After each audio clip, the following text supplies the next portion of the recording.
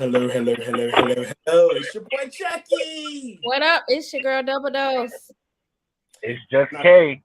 yes, we got a special guest, We got Kate, our tonight.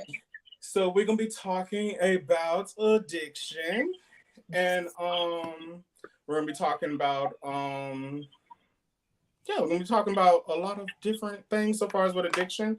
We're gonna talk about on the road to recovery and the ways you can get help and the steps you can take so far as if you don't know exactly what to do so far as if you want to get help. Yes. And if you have loved ones that you know that may need help and you don't know exactly what to do. So this is going to be our conversation tonight. And I guess tonight his name is Just K. Um, I'll let he's actually a friend of mine. I've known him for a couple of years. We met in Jacksonville, Florida, a couple of years ago. I'll let him introduce himself, and then I'll let y'all, and then I'll come back and tell y'all how we met. But yeah, Just Kate, go ahead. Hello, hello, hello, hello again. My name is Just K, and I am here in Jacksonville, Florida. Um, I guess the reason why he chose to ask me to participate tonight is because I actually have a story pertaining to the topic at hand. I don't know what else to say. Like I like long walks on the beach, candlelit dinners. But I'm just I've known Chucky for like he said a few years, and it's nice when you get to know somebody and they're not there just for a season. You know what I mean? Because you get to watch them grow, and you get to watch them mature, and you get to watch them meet some of the goals. And nowadays in this certain stage of my life, like I appreciate the value of that. You know what I mean? Because for so long there were just people that I was around, and the extent of our conversation was totally contingent upon how much I had in my pocket and how long it would take for them to get it, or vice versa. There was no substance to the relationship or association um, outside of that. So, like, I appreciate your value. You know what I mean? And the Mhm. value of my other friends that are in my life right now. So, okay, that's it. All right. So I actually met SK. I can't remember exactly what year it was. My sister actually has a nonprofit in Jacksonville, and we were passing out sandwiches and things in downtown Jacksonville, and met Just K. I believe it was a 7-Eleven. I believe at that time. I believe it was behind there. I think it was. I think that's like, was that Union? I don't know, and it's not a very big deal. Went by him and gave him a sandwich, and then something told me to go back by. And we went walking back by, and gave him another sandwich. And then we just start talking. We start talking a little bit, and then it just came into me going by, checking on him, like, and then if I didn't see him there, if I didn't see him there at the gas station, I'll look for him either there or at the Rosa Park station or either at him in Plaza. I'll look for him if I didn't see him. And then it went by this it was like probably like a year or two. I didn't see him. And I worried about where he was and everything else like that. And then I was on Facebook and I was like, I was like, your face looks so familiar. But he had gained weight. He gained weight. And then I sent him a friend request. And I was like, he looks so familiar. He looks so familiar. And then he posted a picture one day of what he used to look like, and then what he looked like when what he used to look like. And he posted his story, and I bust out and went to cry, and I messaged him, and I was like, "You don't remember me?" And I used to bring you sandwiches. And then he was like, hey, and I was like, I can tell he does not remember who I am. And I was like, and then for a while, he'll just message me like, hey, da da da, like brush me off, brush me off, brush me off. And then I said something to him, and must have like triggered his brain what he remembered. and then he ended up and then we end up talking almost every day. We exchange phone numbers and everything else like that. And then we start talking more and more often. And then, like, I don't know, our friendship just grew from there. And then I end up like literally following you so far as your road to recovery to where you are now. And it's been great. It's literally been a blessing. I told my sister, and I talked to my sister about you constantly. It just really makes you believe like everybody comes to people's life for a reason or a season or whatever. Because during that time when I met you, you never knew this. I was extremely depressed. Extremely depressed. And I was like in a very, very dark part of my life. And then, but I don't know, it's like when I used to come and talk to you, it used to make me feel better. Like it just made me like, I don't know, it just gave me that little push that I needed and everything else like that in that small amount of time, I guess. If that makes sense. So my reason for inviting him on here today is to talk about his journey and how he got to where he is now and the things that he's doing in his life and his road to recovery and how he's progressing and how he's making his life better now. Yeah. Okay. So, you know,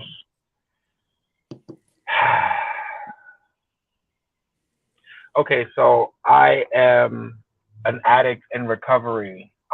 Actually, November the 10th, 2016, I used my last drug.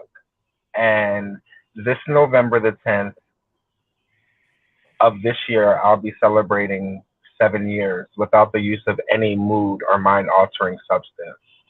And it's amazing to me because, you know, when you're out here in the trenches and, you know, and I almost started to say like my drug of choice was, but to be quite honest with you, my drug of choice was whatever was available. You know what I mean? Like if I didn't have my drug of choice, then I would use whatever drug was available. I smoked crack cocaine. You know what I mean? That was what actually took me out there. And a lot of people say that like, and I'm probably going to step on some toes here, but I can only talk about an addict in recovery named Kaleem. You know, growing up, I would hear people say that, you know, weed is a gateway drug and it's a gateway drug and it's a gateway drug. And for so many years, like I never understood the concept of that. But if you look at science and you look at the nature of addiction, you will notice that a large population of those that are strung out on drugs right now, on those hard drugs, smoked weed first. You know, and it's not necessarily the weed that brought about it, because I'll tell you something. I was an addict well before I took my first hit, or well before I smoked my first J, because I'm learning that the nature of addiction is a lot deeper than the drugs. Like the drugs are just a symptom of a much deeper rooted issue. And for me, it was self-acceptance. For me, it was self-accountability. Like it was, you know, not ever being able to be my true authentic self around my family, friends, and peers. You know what I mean? Like I'm realizing these things in hindsight, but at the time I didn't realize, like, that's why I need to escape my mind, because we get high to escape our feelings, right? We get high because we had a long day at work and we just want to chill, right? Well, the reality of it is I'm stressed. Can I curse? Yeah, you can curse. I'm stressed the fuck out, and I need to smoke a J before I snap. You know what I mean? Like it's like, so it's funny because when I was out here, like, okay, so I'll start from, it was a dog and stormy night, 1863 summer, you know, but like growing up, like I smoked cigarettes when I was like 11, you know what I'm saying? Like trying to be cool, trying to fit in, you know what I mean? And from that, we started smoking joints.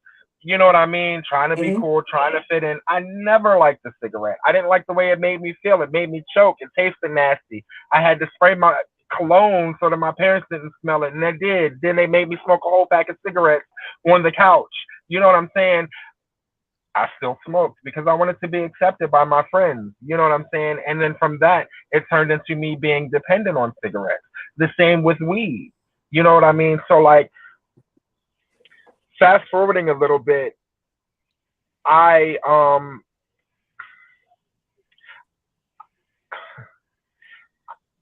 I get emotional every time I talk about my story because, like, I know if nobody else knows where the God of my understanding brought me from. Hmm. You know what I'm saying? And I struggle with with telling it, and I tell it often because I now advocate in the world of recovery, and I'm a major part of reaching back Hmm. for others. You know what I mean? Because that's what makes my recovery valuable. That's what makes my recovery and what I've been through not be for nothing. You know, so somewhere along the lines I started smoking crack cocaine. Okay, there's a lot of things that happened in between that. Molestation, abandonment, you know what I mean? Things like that.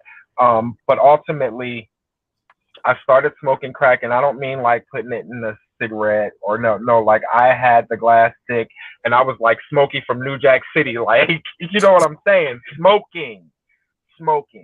And at first it was fun. You know what I mean? At first I was using the drugs and then the drugs became to use me. Like that crack, cocaine would have me step over a dead body after checking the pocket to get one more hit. Wow. Like real talk.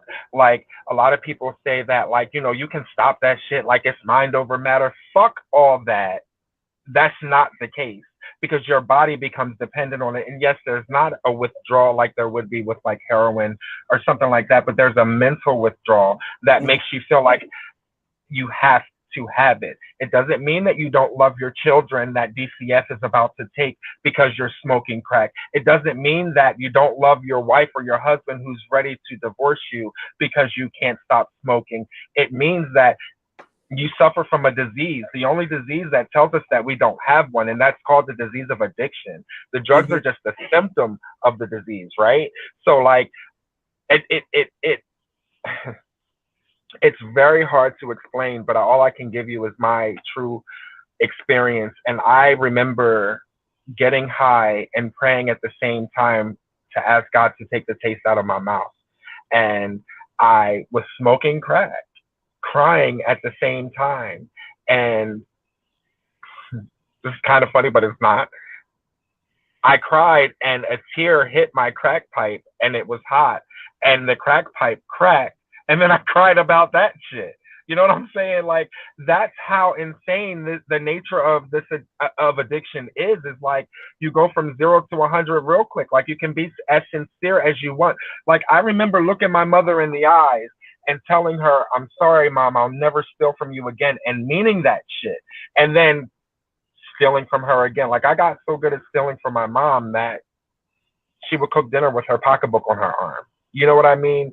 And it Mhm. wasn't that I didn't love my mom. It was just that I suffer from that disease. So if there's anybody out there that's like addicted or has a family member that's addicted, keep in mind that they're sick Mhm. and dependent. They don't suffer from a moral deficiency. They're not putting a drug over top of you. They're sick. And studies have shown that there is a chemical imbalance in the brain that classifies it as a disease. It's the only disease that tells us we don't have one. You know what I mean? And Mhm. like a diabetic takes insulin and a person with high blood pressure takes lisinopril, I actually go to a 12-step meeting of Narcotics Anonymous. Now, I'm not promoting it because Narcotics Anonymous is based off of attraction, not promotion, right? We're not affiliated with any outside groups or anything like that. However, if I'm telling my story, that's a part of it. And I would Mhm. not be able to sit in front of you clean without that support group because iron sharpens iron. You know what I mean? And it's used a lot in church. Iron sharpens iron. But the flip side of that is whatever iron you're rubbing up against, you're going to get sharpened. So birds of a feather flock together. And Narcotics Anonymous was the last house on the block, but the first house that worked for me. You know what Okay. I mean? Hearing people talk about the same things that I've been through and seeing them make it over and make it through. Um, but so like I said, I smoked crack. I lost everything. I was a New Jersey State certified paramedic for many years. Okay. When I separated from my wife and got a divorce, it was kind of like the preacher's kid, where like I no longer had to live this straight and narrow life, and I started going to bars, and I started hanging out, and I started, just slinging my dick all around. You know what I mean? And just doing what I wanted to do. And that freedom brought about freedom to use and freedom to get high. And that's when I started getting into those deeper drugs. Because of that freedom, there was no government. There was no stability, like no responsibility, so to speak. I was forced to govern myself, and I didn't realize that I had no idea how to do that, because for so long I had to make sure that my wife was taken care of. I had to make sure that my son was tended to. And now without those things, it was just like self-will run riot. I ended up coming to Jacksonville, Florida, because a friend of mine that I was with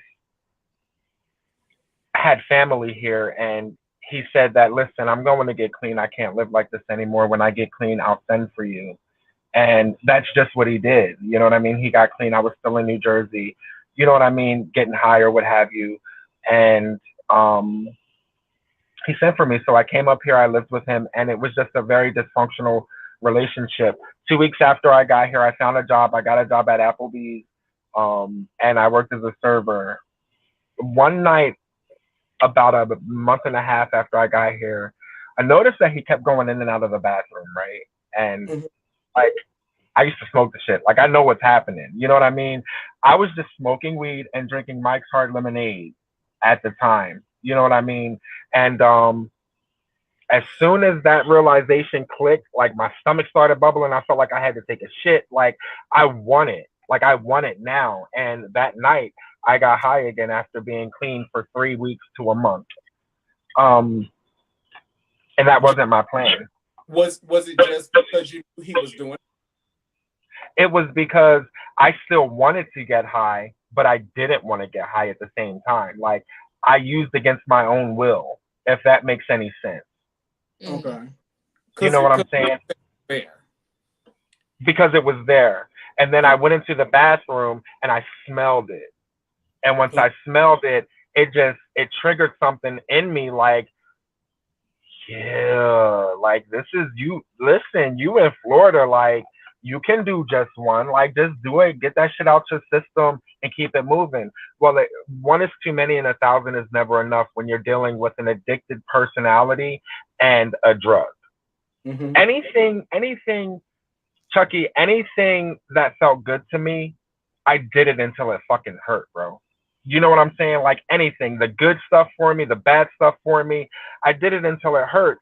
And that's the nature of being an addict, you know? So like, it was like gluttony. It was like you couldn't have just a little bit of it. You had to have all of it. I had to have all of it and could never get enough. Oh. And could never get enough of anything. Sex, drugs, food. You know what I mean? Like, well, I didn't really listen. My dinner consisted of 2 Debbie cakes and a bag of Migos wrap snacks. That's what I ate when I was smoking that shit. But like, now that I'm clean, my addiction is food. Like, I can't stop eating. You know what I mean? Like, and it's the nature of the disease. You know what I'm saying? So I fast forwarding a little bit to how I met you. I decided to leave my friend's house because it was a dysfunctional relationship, right? Like, we would argue over the crack. I would kick his ass and then leave. And then he would chase me down the street, telling me to come back, and I would come back. And then, you know what I mean? We'd go get some more drugs. And the same cycle would repeat itself. I'd beat his ass because, and I don't want you to think like I'm this abusive type of person, but like, when you're on those drugs, like, nothing matters. Like, listen, I would be out there selling ass tips and fingertips for a dime. Yeah, I completely understand. You know what I mean? And it's embarrassing to tell my story sometimes, but at the same time, if my story helps somebody listening feel like they're not the worst person that ever did blank or the only person that ever did blank, I'm gonna share the shit out of that shit. because I remember how lonely I felt. I remember how isolated those actions kept me. You know what I mean? Feeling like I was the only one that ever did it, or feeling like I can't tell anybody this because they would, ugh. You know what I mean? So like that's why I so freely share some of those dark things, like how I ate out of trash cans. You know what I mean? And I remember one time specifically, like behind the Publix in Riverside, like there was some chicken wings that they threw away. And I remember biting into a chicken wing and like an ant crawling on the side of my face. And as if that wasn't bad enough, I threw that chicken wing away and ate another piece, just making sure it was ant proof. You know what I mean? Like just the drugs reduce you to an animalistic behavior, and it takes over. It takes over. So I left him and I started staying at the shelter that's up the street from the area where I was, which was my hangout. I would come up here, I would panhandle, and I would tell people this elaborate story about how I stay at the shelter and they only allot you 5 days as a courtesy before they attach a monetary fee of $8. I think I might have hit your ass with it. You did. You know what I mean? You Yeah, did. that was my story. And I wouldn't mind if you guys paid, you know, if you went up there for me, I'd give you my ID and da da da da da da da. Like that was my means to get high.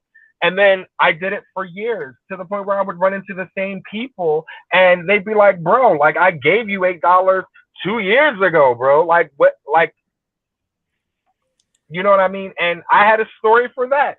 Well, sir, I understand. And embarrassingly enough, I've asked so many people that I don't remember who I asked. I would never ask you again, and I thank you for helping me the one time you did.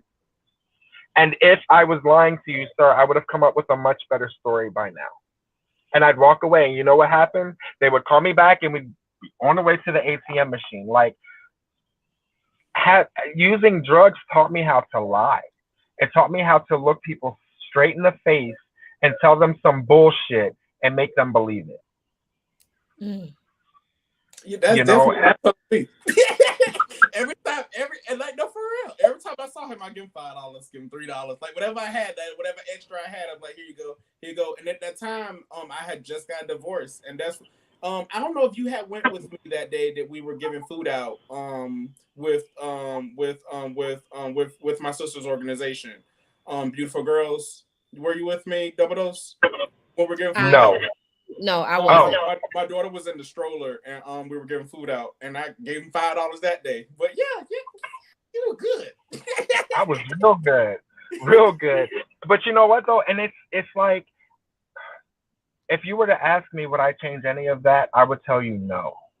And the reason why is because it gave me an inside look at what addiction really is. It gave me an inside look of what I don't want to be. It gave me an inside look of what I know he doesn't want to be, what she doesn't want to be.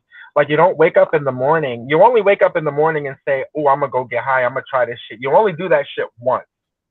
After that, it's no longer your decision.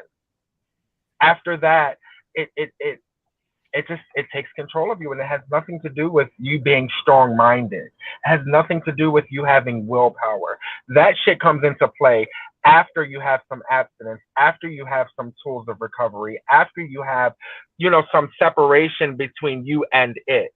Then you can reoperate in the law of willpower and all of that. You know what I mean? But it's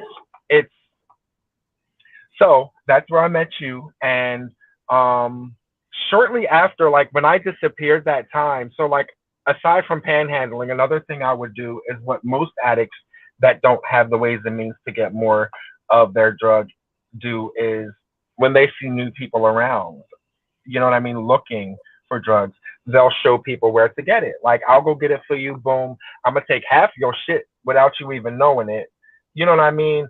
And then I'm gonna let you use my hitter, and I'm gonna get your ass started, and then you're gonna be sending me back and forth like that. That's a lick, you know what I mean? That's how you, that was, I hit a lick, you know what I mean? That's where hit a lick originated from. Oh, okay. You know what I'm saying? From a crackhead on the street saying, I'm about to go bust a lick. I'm about to go hit a lick. And that's what a lick was. Like, you don't know where to get it. They won't serve you. They don't know you. Yeah, give me that real quick. You know what I mean? And so I would do that. And one day I did it, and it was undercover cop. Oh, wow. So, but mind you, here's the thing. 3 days before that happened, I prayed to God and I said, God, I don't want to live like this. Either take me or help me. 3 days before that. And on that third day, there was this guy, and nobody else would serve them. You'd have thought I'd have known better. And maybe I did somewhere in here, but just was playing Russian roulette because I needed to hit that bad. I went and got their stuff for him. They gave me the money. I went and got it. And when I came back and handed it into his and put it in his hand, all of these fucking people came out of nowhere yelling, hands up, put your hands up, da da da da da da da da. And here's some sick shit. You ready for this? This is how insidious the disease is. When they had me in the car and I saw everybody jumping out and I knew what was happening, I turned around to the man, the undercover cop, and I said, can I just take one hit before I go? Whoa. I'm not worried about how I'm not going to see the outside for God knows how long. I'm worried about taking one more hit. My mouth was fucking watering to take a hit of crack. That's some deep shit for real. That is. You know what I mean? Like, and then I'm mad in the back of the cop car. Like, he could have let me hit my shit before you know what I'm saying? Like, I'm mad as hell. Like, he could have let me take a hit, you know, and, so yeah. So I got arrested. I pleaded out to the court. The public defender said, that's what I call him too. yeah, okay. They offered me 13 months. And I almost signed for it. And then in the holding cell, some guy said, why don't you just plead out to the court? And be careful, though, because when you plead out to the court, the judge can give you anything from 1 day to probation to the max, which would have been 3 to 5 years. Mm-hmm. So I cried inside and I asked God what to do. And I was going to take the deal. But then when the judge asked me, what did I want to do?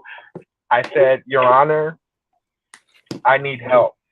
I said, and I'm saying this and I'm crying, crocodile tears, like snot bubbling all out of my nose, and I'm crying. And I said, listen, if you let me out, I'm not going to do nothing but go to jail. I'm going to go to prison. I'm going to find some sugar daddy or boyfriend or something. I'm going to play the part. I'm going to get fat, and I'm going to get out and do the same thing all over again. I need help.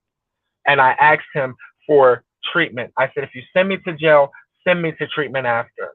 So the judge, apparently either God touched his heart or he believed me, because he sentenced me to 10 months in something called the Matrix program, which is like a therapeutic community where they deal with substance abuse and mental health, along with keeping your ass in jail. And so after that, I didn't look back. I went to a halfway house right after. While I was in jail, I went through a program called Operation New Hope. And Operation New Hope got me the job that I'm still on now, actually.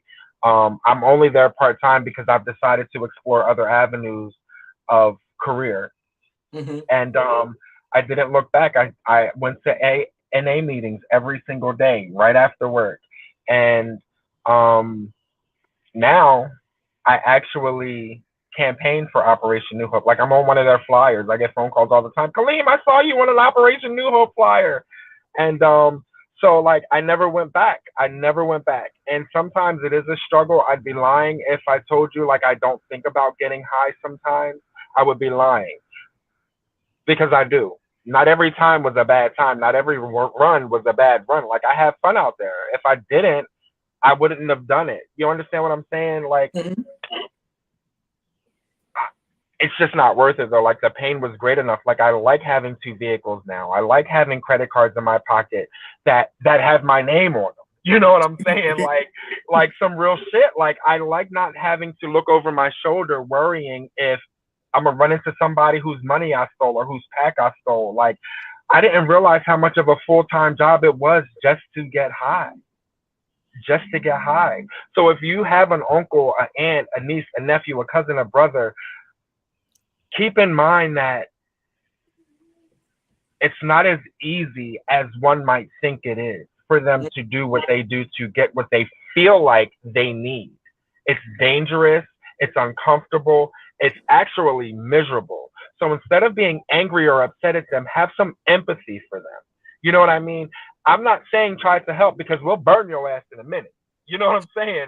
But have some empathy for them. If they're hungry, feed them. Don't cut them off because your love for them might be the very thing to draw them to the other side. Yes. Oh, I was going to say, in some, I'm just going to speak in my instance with, dealing with people in my family that has had problems with addiction or abuse. I have been like, I don't know, I had surgery on my hand, but, I've been a product of the child of abuse for somebody that was they was an addict. So I went through a long period of time, and me having this surgery that I just had made me want to do this episode. Because I had anger in me for a very long time. I got my hand burned when I was 3. Me sitting there watching all my skin come off and go down a drain and everything like that. And me, actually, I can replay that entire night in my head from when I was 3. And I woke up 2 days before my surgery that I just had. And I was like, you know what? I never thought about it from the other aspect of, I always looked at it as, why didn't he stop? I never looked at it the aspect of, what if he couldn't stop? Or what if my mom would have done this? Or why didn't she do this or anything like that? I didn't look at it from those ways. The way I looked at it was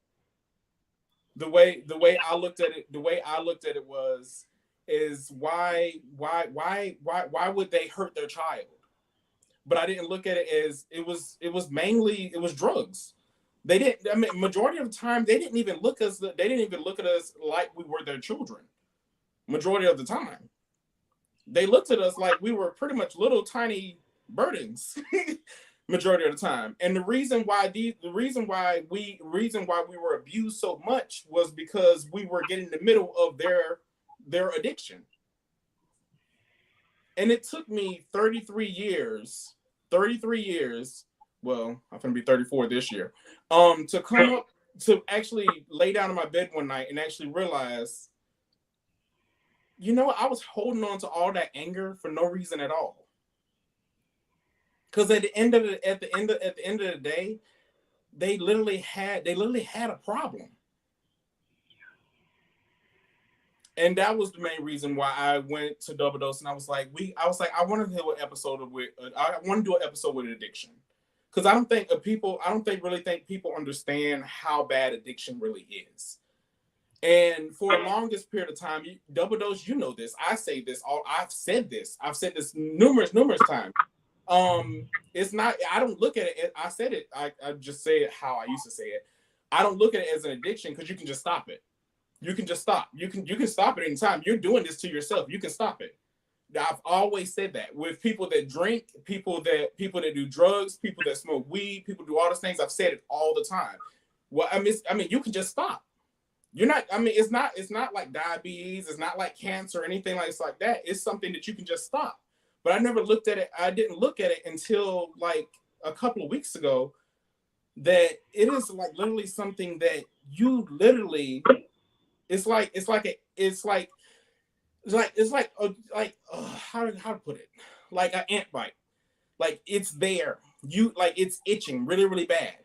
And even if you don't even non-consciously, whatever, like you still scratch it without even knowing you're doing it.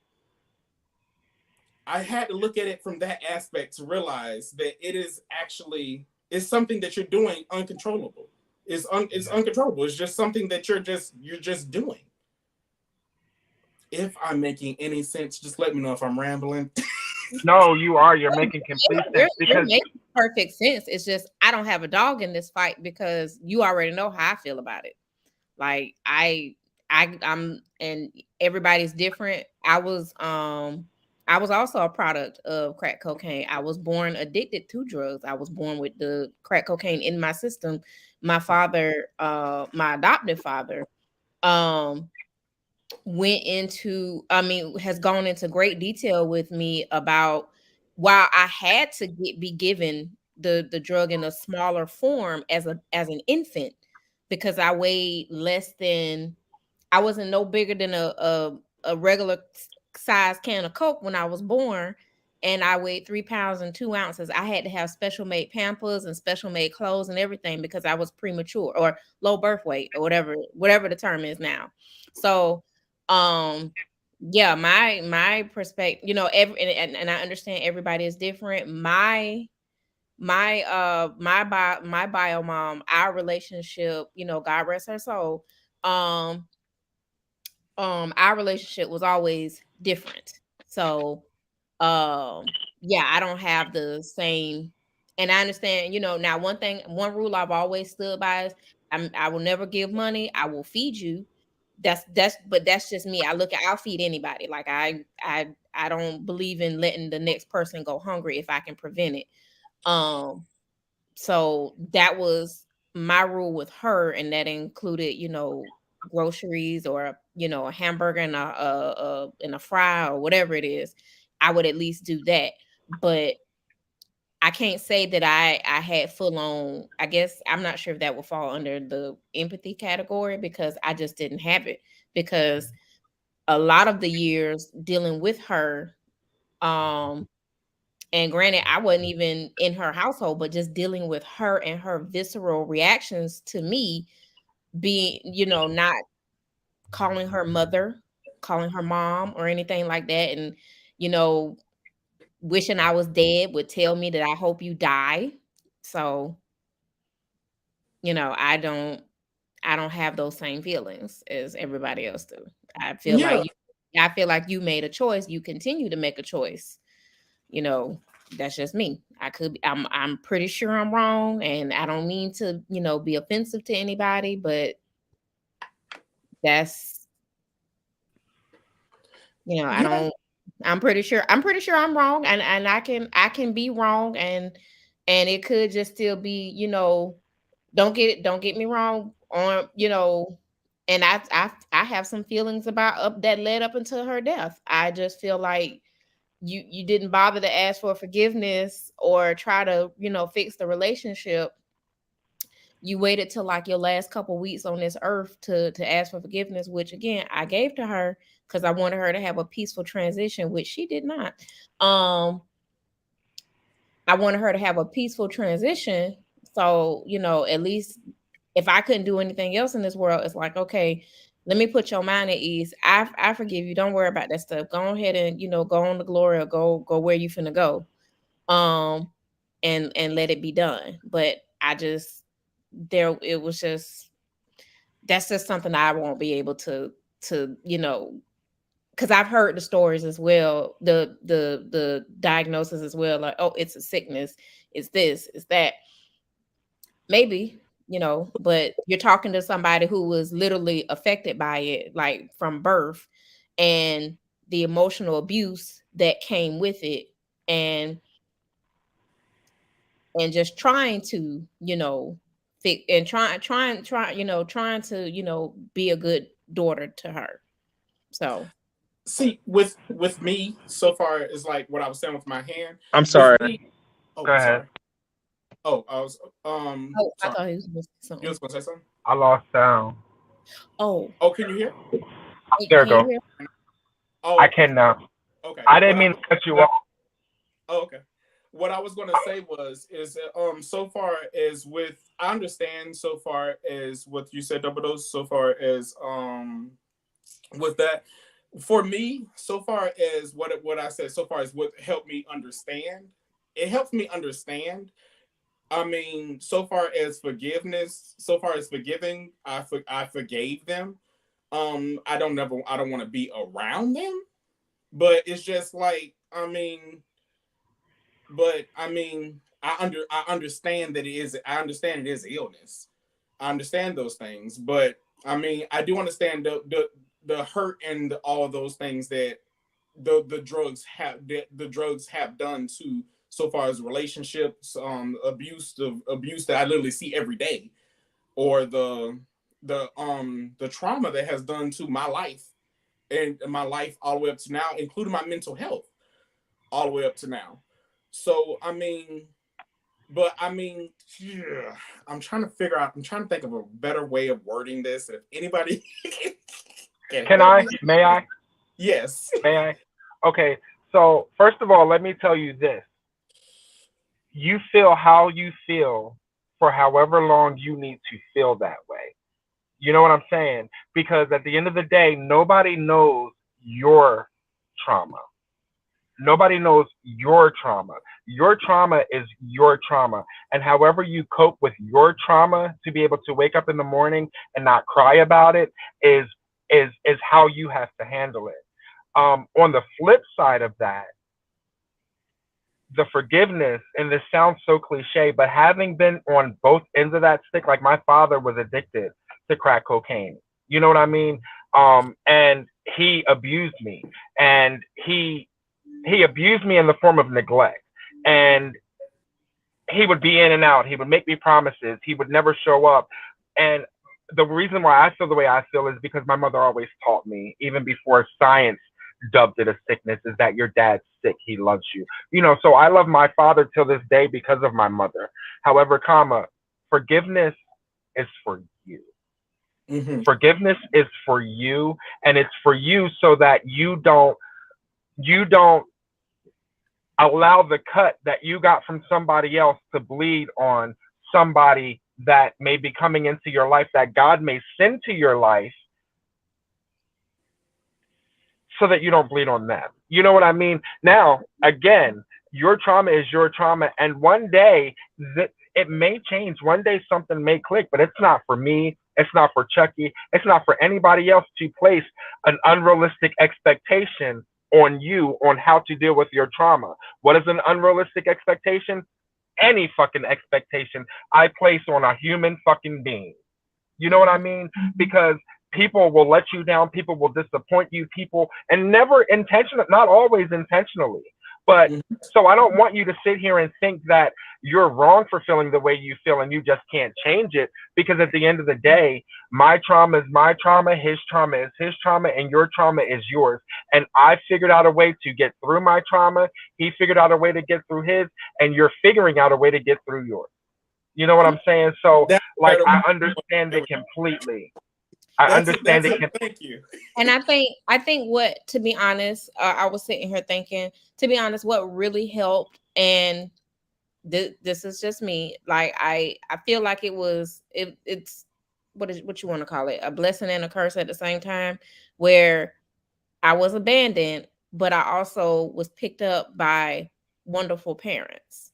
Like, I'm not gonna, exclude them out of it, because if it was not for them, I think I don't think I would be right here where I am today, because and because of them, they were the reason why, because my mom, who raised me, she was definitely, like, not with my bio mom's foolishness. Like, nope, you only got so many times. Like, she was my guardian and my protector. So that helped. I think that helped curb a lot of the the emotional pain that I would have suffered had she not been there.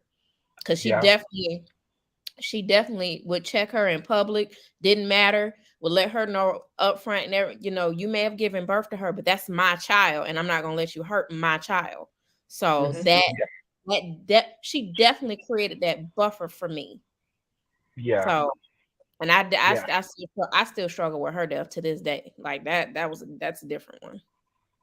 Yeah. Well, see, that's what, and that that in a sense, I would imagine is what gave you the balance that you have today. You know what I mean? Because that abandonment piece ain't nothing to play with.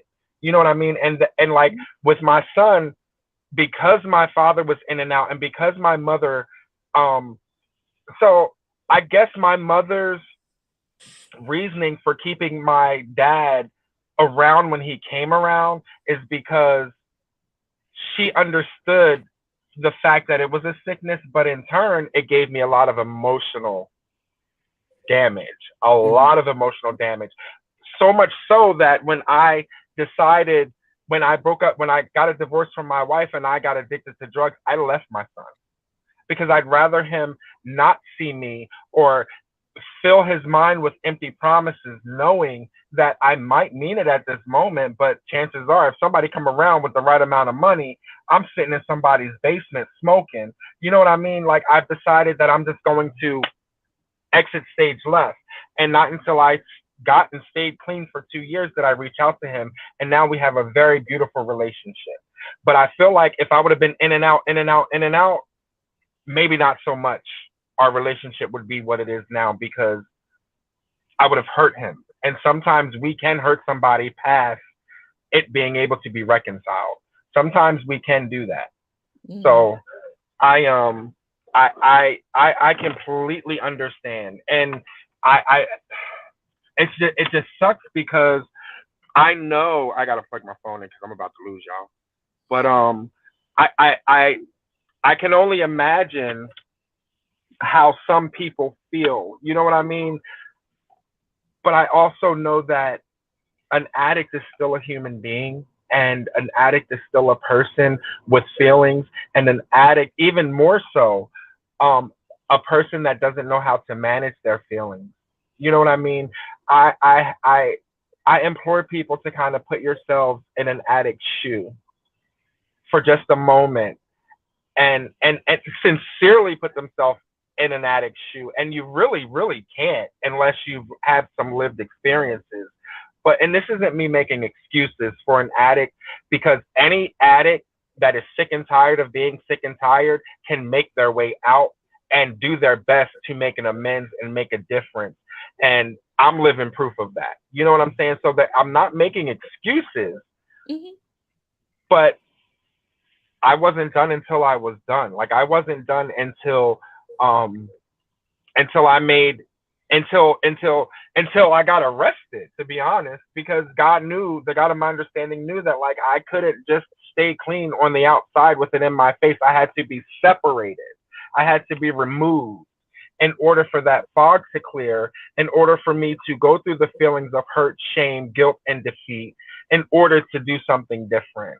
I kept getting high over the guilt, kept getting high over the defeat, kept getting high over how I treated my son, kept getting high over, you know what I mean? Because we, like, at the end of the day, when the drugs are gone, that shit, I hope I'm not speaking out of turn, but I wouldn't be surprised if after your bio mom's drugs was gone, she was probably fucking haunted at the way she treated you, haunted at the fact that she lost you, and didn't know what else to do but get high to cope with those feelings. You know what I'm saying? Just as an example, it could be the case, because I know me.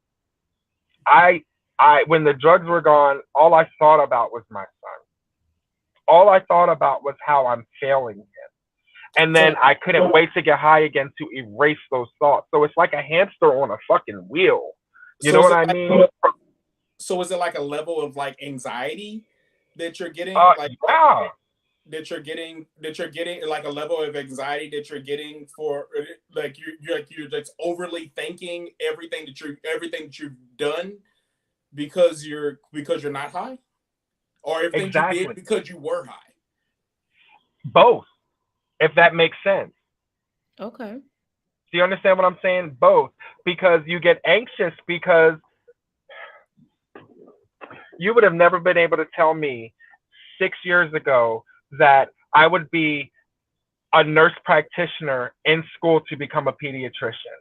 You'd have never been able to tell me that I'd own a condo. You would have never been able to tell me that I am the lender now and not the borrower. You would have never been able to tell me that, because where I was then to where I wanted to be had this fucking dense, wet fog, and I couldn't see it. I couldn't see it because in order for me to be a pediatrician, that would mean that I would first have to be able to find the ways and means to buy soap to wash my ass. And once I found that soap to wash my ass to go to an interview, I would have had to first find a clean fucking shirt to wear to an interview. But before I could find a clean shirt to wear to an interview, I would have had to find somewhere to get a good night's rest. Before I could find somewhere to get a good night's rest, I would have to stay clean long enough to be able to look somebody in the face and gain a trust for them looking like I got a fucking... The fog is so deep between where a person has been driven to, what a person has become to, everything that they have to do. So yes, to answer your question, it's full of fucking anxiety because you know what you need to do, but the road to do it, there's so many steps that it seems almost impossible. It just seems like you're knocking yourself down. It seems like everything you're doing, you're knocking yourself down. Okay. Exactly. And to get this, you have to do this, and to do that, you have to do this, and to get that, you have to do this, and this. Like it's not as simple as the guy sitting outside asking for a corner. Nah, motherfucker, get a job. You know what I mean? Like it's not that easy. In order to get a job, you have to have a steady place to sleep. You know what I mean? Like to be rested, to be able not to be in a fucking interview like this, delusional. Because you were up all night. You know what I mean? And I'm not, this is the reality. This isn't me making an excuse for those that are out here. Because like I said, if you want it bad enough. This is literally an eye opener. This is because the thing is that no one looks at it from this angle. You look at it from somebody that does not have an addiction. You look at it from the angle of, why can't you just get up and go to work the same way I'm doing? Why can't you just get up and do this the same way I'm doing it? You had all the same opportunities that I had. You have all these same opportunities that I had.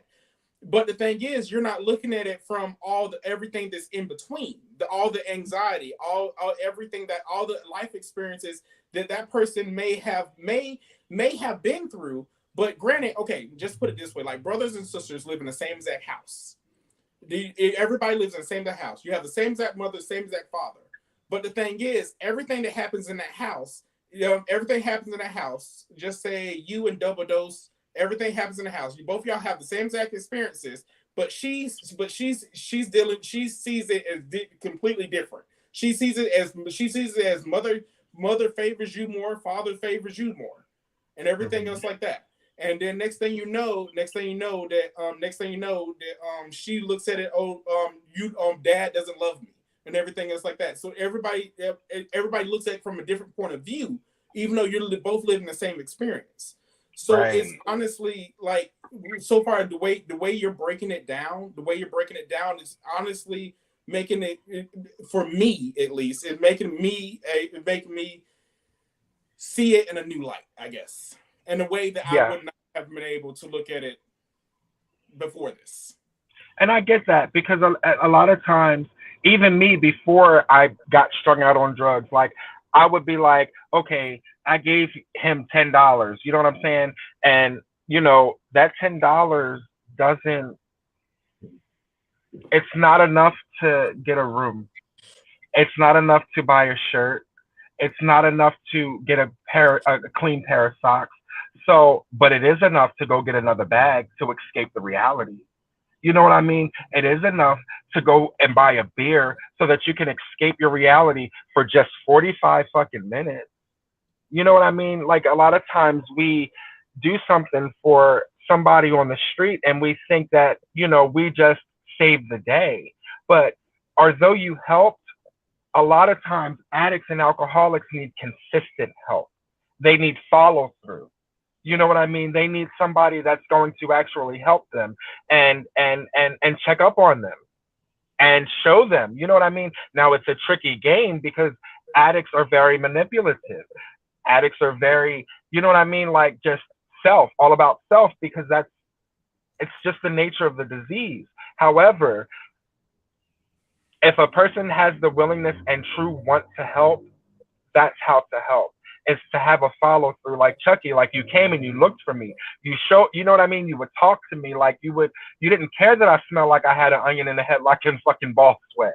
You know what I'm saying? Like you still sat next to me. You still talked to me. And sometimes that's more valuable than you going to Wawa and buying me a hoagie and giving it to me because I know that you're not giving me money because you're afraid that I'm going to use it to get high. But for all intents and purposes, if you would have gave me that money, I wouldn't have knocked some old lady upside her fucking head and ended her up in the hospital because my urge was just that strong to where nobody helped get me high. So I had to do whatever it took to get high. You know what I'm saying? So, like, not trying to switch gears or anything, but how? Because you said be somebody's support. How do you be somebody's support when they're off the rails, or when they're literally knocking from pillar to post, or they're literally, like you said, your mom had to carry her purse on her arm while she was cooking. Like, how do you be somebody? How do you be somebody's support when they're knocking you down as well? I got you. I got you. And the answer that I have for that is first prayer for discernment. Because if an addict's not ready, there's nothing you can do to help them be ready. The first is prayer for them, prayer for yourself. And if the Spirit leads you to follow through, that's when you follow through. There's people that I pass all the time that ask for money. Sometimes I give it, sometimes I don't. What makes that difference is if my heart tells me to give it to them. The second thing is awareness. Be aware of what you expect of this addict or alcoholic to be doing. Like, a lot of times we'll say, get a job. You know what I'm saying? Or you ain't got to be out here. Like, you could be in a shelter somewhere or whatever. So awareness of the resources that are available. The third thing is, if you really want to help, bringing those resources to them. You know what I mean? Hey, listen, I was online and I saw this place called Trinity Rescue Mission, and I had called them to see if they had availability or how much it was for them to stay, or if they offered showers, or if they offered food. And listen, if you really tired of smelling like shit, if you're really hungry, be there at 3:00, but make sure you get in line a little early, because I talked to such and such on the phone and they told me that there is availability, but only if you're there at such and such amount of time. So, do you understand what I'm saying? Like, that's what I mean when I say follow through. You don't necessarily have to bring them in their house, put a blanket on the couch, and tell them lay there and wake up to absolutely nothing the next day. I lost you. Can y'all hear me? I can't hear you. You're on mute. Now I hear you. You're on mute. You're on mute. Sorry about that. I do believe that sometimes that with dealing with people that do not suffer from addiction, we do have a higher expectation when we're dealing with somebody that suffers from addiction. So what exactly can we do? What exactly can we do to, like, not necessarily lower expectations, realistic. be more more realistic. What's more realistic expectations what's more realistic expectations that we can expect or ask of someone? There isn't any. There isn't any. Because, as I said a little while ago, any expectation that you place on anybody is an unrealistic expectation. Any expectation, especially somebody that's in the grip of addiction. Now, I think I understand what you're trying to say. That may not be your exact question, but I think what you're trying to say is, how do I help without, like, what do I, for lack of better term, what can I expect, or what should I expect, or how should I feel about their situation or what they're going through? Is that kind of what you're trying to ask? Yes, without okay,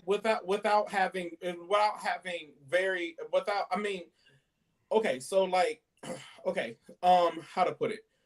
Like, okay, like, a lot of times you will, like, expect something from somebody, and then when you don't get it, you will let your own self down. And without that happening, and then when you let your own self down, you feel as though that person let you down, but that person's not letting you down. It's just that person is not there yet. Right. That brings me right back to what I said, and that's why I say it. Any expectation that you put on anybody is an unrealistic expectation. That means I can place an expectation on you. However, comma, I should not be upset when you don't meet it. I should be glad when you do, but I should not be upset when you don't meet it, because the road is paved in good intentions. What I say to you today, I mean. When I say I'll be there at 6 o'clock, I mean I'm going to be there at 6 o'clock. Now, when tomorrow comes and it's 5:30, and let's take it outside of the world of addiction, and it's 5:30, and I'm up to here in paperwork and charting, and I'm like, fuck, I gave him my word. You expected for me to keep my word because I gave it to you, right? And I can't keep it because situations and circumstances stand in the way of that. So I call you and I say, I'm so sorry, I can't make it. I have this, this, and this, and this. You're going to be deflated. You don't care of why, or better yet, now I'm in my mind figuring out if your reasoning is more valuable than my need for you to be there at 6 o'clock. You know what I mean? Like, oh, well, you still could have been there. That ain't that important. And, you know, so you're saying that's more important than me. That's what placing expectations does, is it brings about a whole nother set of problems. So better to expect without the assumption of receiving. You know what I mean? And then taking it back into the addict's world, taking it back into the world of addiction, I can place an expectation on you because of what you said, not because I expect for you to do it, but because I believe in you. But because I believe, I'm trusting you, which is something that not many addicts have from any fucking body. Listen, I was out there so bad that I looked like what I've been through. Chucky, you know that. So I would say hello to somebody, and the first words out of their mouth was, I ain't got no change. Not because of the fact that I may have asked them before, but simply because they looked at me, because of what I looked like. So they expected that I was going to ask for some change. When all actuality, I was just trying to say hi to feel a part of fucking society again. Like that one little bit, it's hard to explain, but ways to help is like I mentioned before, like just offering resources and assisting with those resources, like, and following up, because believe it or not, you showing interest and care and concern is more significant than them having a bed at Trinity Rescue Mission. Do you understand like what I'm trying to say there? Like, because we've been isolated for so long, and the only people that we were forced to deal with are those that are getting high as well. So where's the morale in that? You know what I mean? Where's the realistic way of living when all that will deal with me are the people that are getting high with me? It's a whole nother society. You know what I mean? So when a person, which we call normies, when a person that doesn't get high, that has their shit together, that goes to work every day, when they take the time to talk to us, it's like silver. When they come back and talk to us again, it's like fucking gold. When that same person comes back and talks to me again, it's fucking platinum. Do you understand what I'm saying? Like that making you feel a part of can actually be the drawing experience to bring about some sense of normalcy in the chaotic world of an alcoholic or an addict. And that makes a lot of sense. There was 2 questions. Yeah, I was just about to get to them. So the first question was, do you all think kids of addicts are going to grow up doing drugs because their parents did or because of their own accord? And the second question is, what other addictions are there besides drugs and alcohol? I feel like anything can be an addiction. Yeah, anything. Anything that you do until it creates unmanageability within one's life can be an addiction, or you can be addicted to it. Anything, that would be my answer. Anything that causes unmanageability, anything that knocks you off of your square, or anything that you put that in front of when you know this needs to be done, you're addicted to it. Yeah. I can speak on myself. I used to be addicted to food. Now I'm addicted to not leaving my house. I know it sounds funny, but it's the honest truth. Like, I talked to my therapist about it. Apparently, it's a real thing. I really did not know it's not. I really did not know. It's like transfer addiction. I used to be. I really used to be addicted. I had gastric bypass. And I used to be addicted. I used to be addicted to eating. That was my thing. And then I transferred that addiction to literally like leaving. I got to the point where literally I did not want to cross my doorstep to check my mail. I have no idea why. I just did not want to. It took everything. It took everything I could possibly do to cross that doorstep. I have no idea why. It was the hardest thing to do. But it's transfer addiction. Apparently, it's very common in people that have gastric bypass. But yeah. But mine is shopping. Mine is shopping. Most of y'all is. I have found that. Don't get me wrong. I was a shopper before, but I would just because when you're that size, because I had gastric bypass also. When you're that size, it's kind of hard to find. First of all, affordable clothes in your size, so it's like, all right, fine. And most of the time, my closet consisted of just black. Not anything's wrong with wearing black, but I like colors. But me and Chucky have had this conversation for years. I personally don't like to say that I had a food addiction because I don't believe it disrupted my life the way I see other addictions do. I just don't agree with that. That's just me. How everybody else see it, that's their business. But I don't feel like it disrupted my life like that. Like it didn't keep me from working. It didn't keep me from, doing things. Like I was running marathons with my friend. We do the Gate River Run every year. And I was doing that before.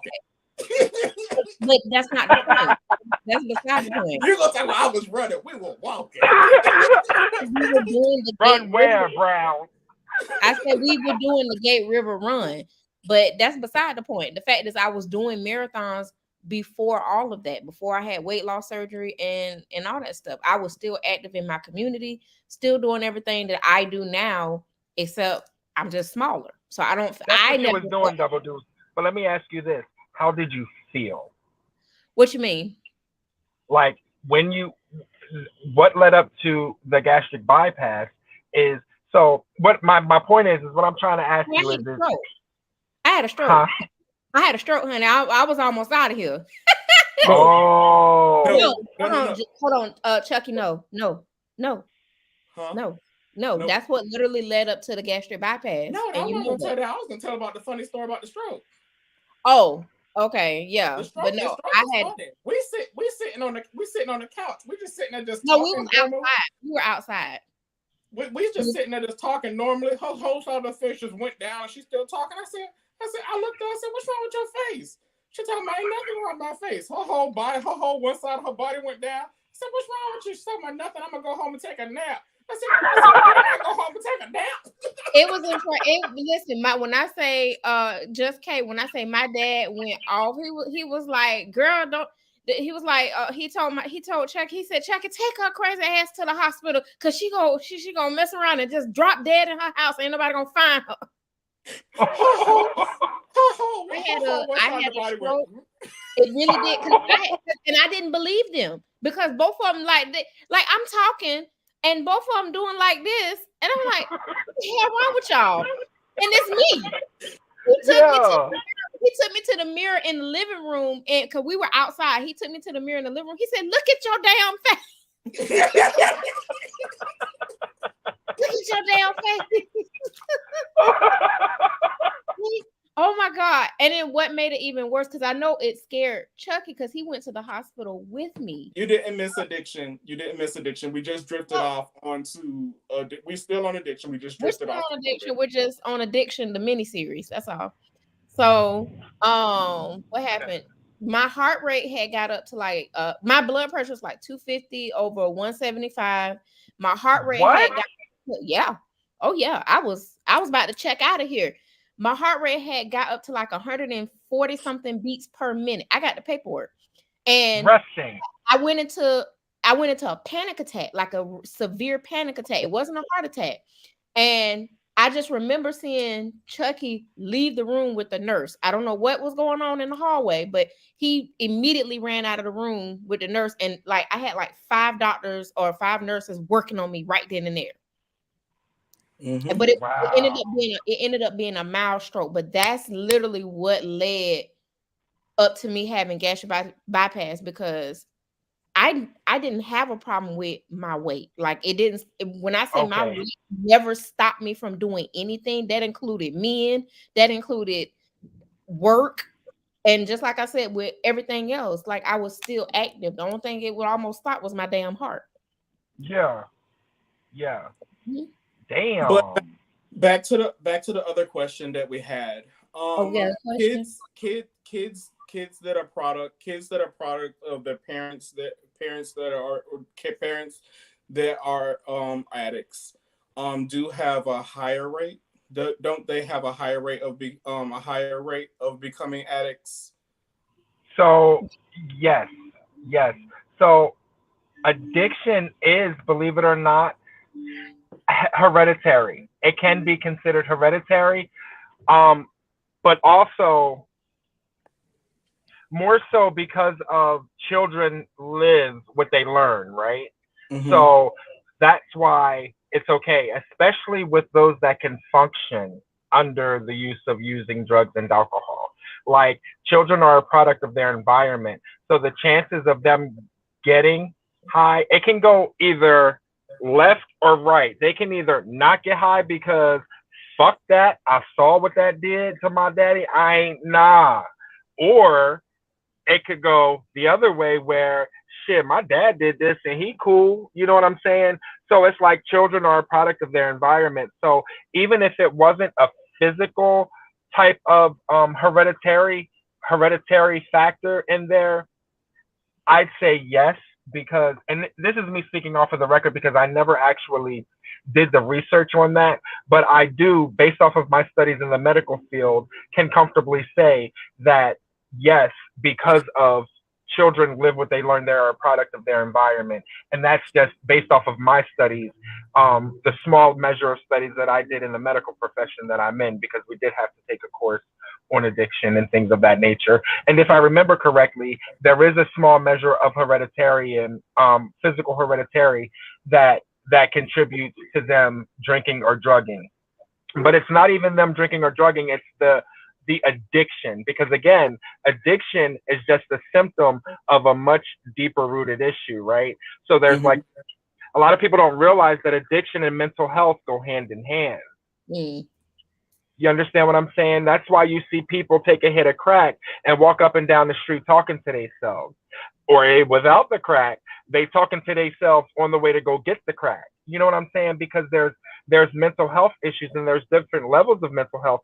And I hate to say it, but us in the African American, Black and brown community, we don't identify mental health as mental health. We identify mental health as, shit, nigga, you be all right. You know what I mean? Like, man, brush that shit off, or man up, or you know what I'm saying? Like, we don't go to therapy. We don't do those things that keep a balance or keep us healthy. We hold stuff in, and that's why we have high blood pressure. It's that and the pork.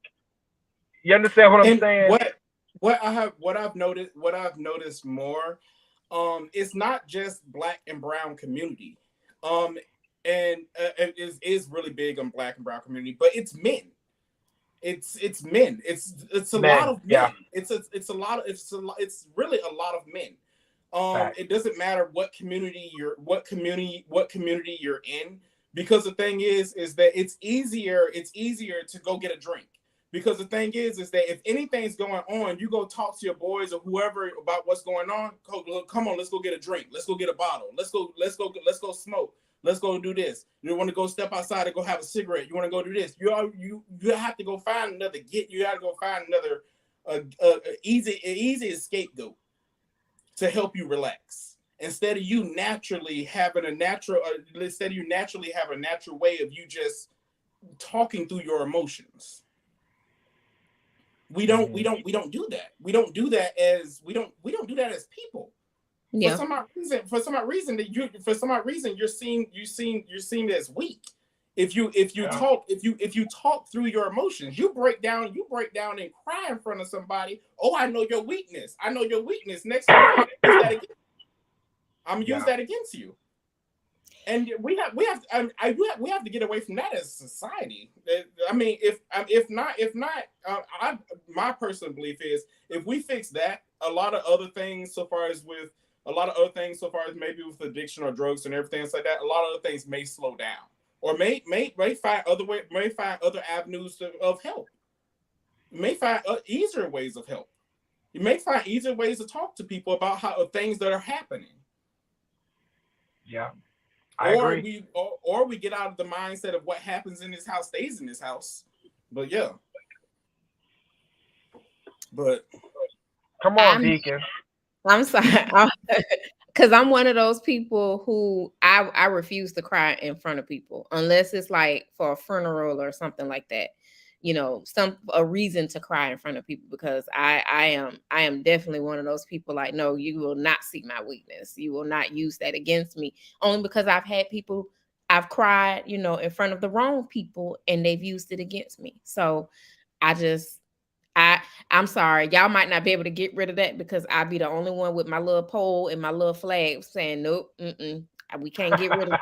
I do want to clear something up just for clarity. I'm not saying don't take medicine for your anxiety. I take medicine for my anxiety.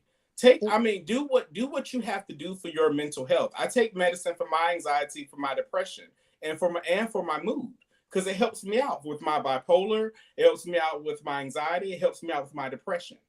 Because the thing is, I realized a while ago that if I don't keep myself in line, I'm not the best parent. I'm not the best partner to my husband. I'm not the best friend. I'm not the best person to be around. Double Dose can tell you, not necessarily say I have a problem with addiction, but I tend to drink. Yeah, I tend to drink. I do. Did you just say you're an alcoholic? You said what? Say you're an alcoholic? No, I said. I'm just kidding. I'm just kidding. Oh, okay. I was saying I wouldn't call myself an alcoholic, but I mean, like, if I don't do those things, I tend to drink because, like, for the longest, I didn't know that I was bipolar. So when I have my manic moments, I'm just gone. I didn't even know there were manic moments. I just thought I thought it was normal. The next thing I know, I got a pig in my house.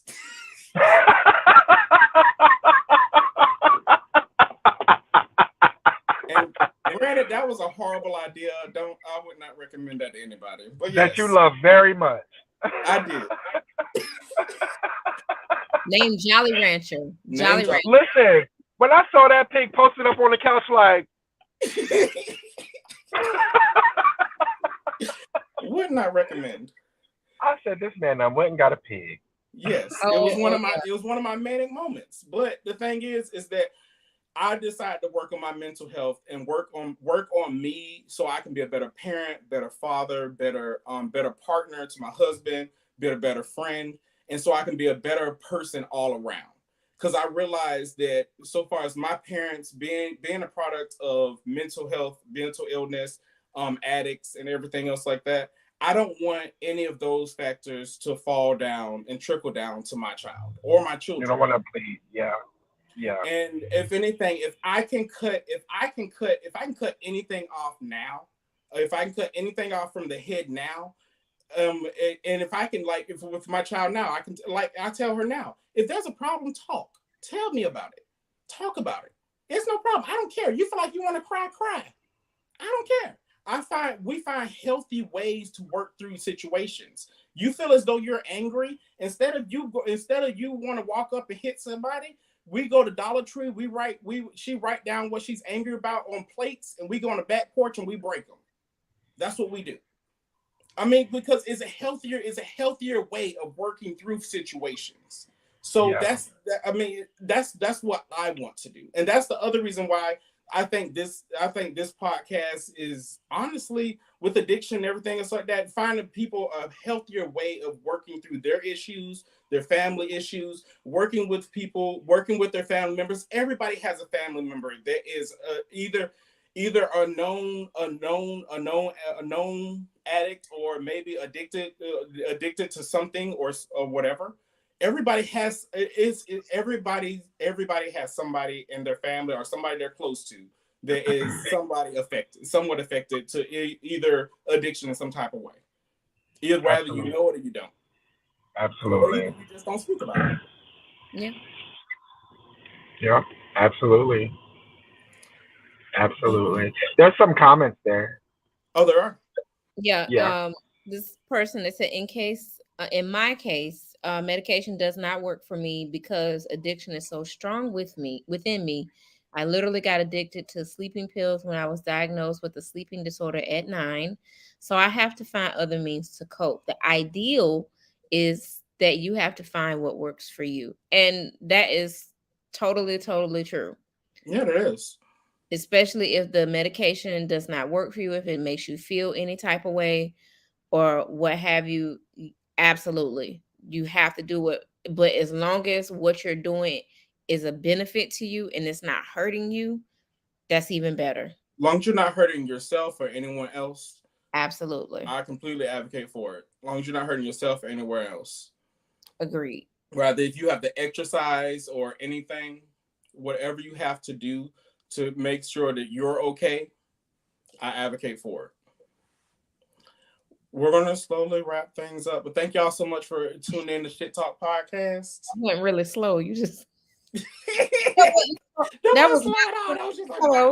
Like, I'm slowly wrap it up. Well, thank you for joining Shit Talk Podcast. Sir, that's not slow. That's not how you slowly wrap up anything. We hope y'all, found something within this particular podcast. This is something that we wanted to kind of get out there for those of you who needed it. Yes. So we hope you get something. I don't care if it's one thing, it could be two things, whatever that may be. We just wanted to make sure that you are able to get something out of this particular podcast. And you already know we've done a mental health podcast before, and it stood to reason for us to, are you so welcome? It stood to reason for us to do one regarding addiction. And obviously, we're going to thank our wonderful, wonderful, good-looking guest, Just K. I knew you was going to slide it in there. Of course. I can't help myself around a good-looking man. How you doing? I'm talking about how you doing. Just K. Just K. If you can let them know, like, some if anybody wants some help, where they can reach out to, or if there's any phone numbers, anybody they can call or anything. Sure. So, all right. As I said earlier in the podcast, for those of you that may have joined later on in the podcast, there are resources out there for a person that wants to get to the other side of addiction, right? I am a member of a 12-step program called Narcotics Anonymous, and the only requirement for membership is the desire to stop using, right? So that means that you can come to our meetings high. You can come to our meetings still using. We just ask that you don't bring any drugs or paraphernalia out of the sake and respect safety of others. Now, with that being said, we're based off of attraction rather than promotion, right? So I'm not promoting. He's not promoting because they're based off attraction for Narcotics Anonymous. Mhm. So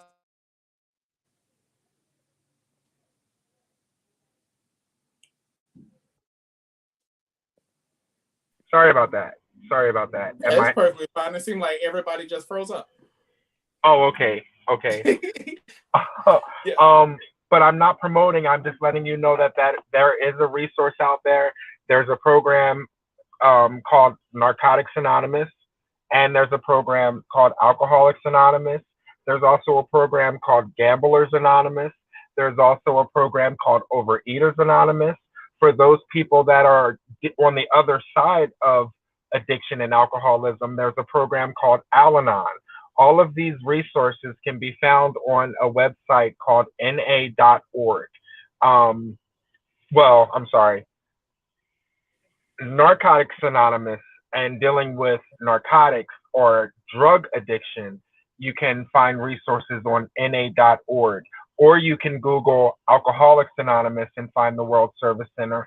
Or you can Google Overeaters Anonymous. Or you can Google, there is a 12-step program for anything and everything out there, because anything and everything can be a source of addiction, right? So anything that's a manageability within one's life.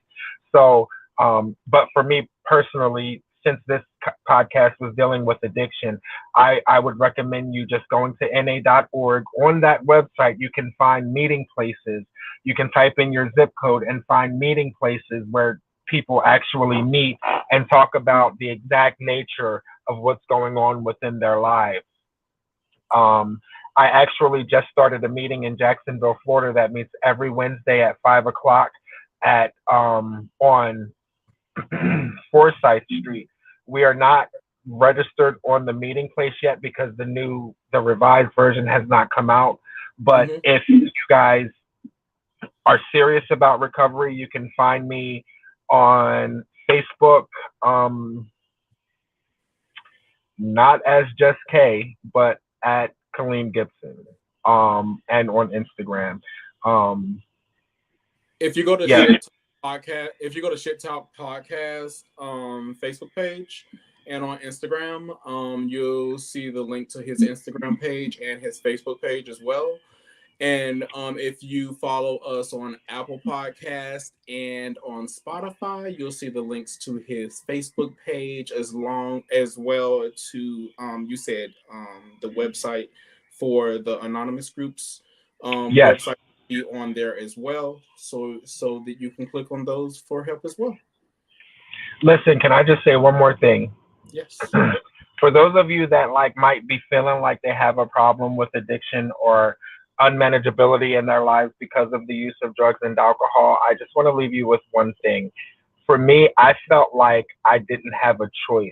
Like I had to get high. Like I had to smoke a J. I had to take a hit. I had to take a drink. Like I felt like I had to. If you're struggling with that, just know that you don't ever have to get high or drunk again, even when you want to. You don't have to. Today, I live in the freedom of that. I live in the freedom of that. And sometimes you might have to say that out loud to yourself. No, I don't have to smoke this J today. I got to get up and I got to go to work. I don't have to smoke. I don't have to drink. I don't have to right now. Maybe later, but not right now. And when later comes and you have that same feeling, tell yourself that shit again, because I'll tell you something. Self-affirmations work. If you throw enough shit against the wall, some of it's going to stick. I guarantee it. I guarantee it. Yes. Thank you so much. And everybody, thank you so much for listening to Shit Talk Podcast. Again, find us on Apple Podcasts, Spotify, and Anchor. Y'all have a great night. Thank you. Bye-bye.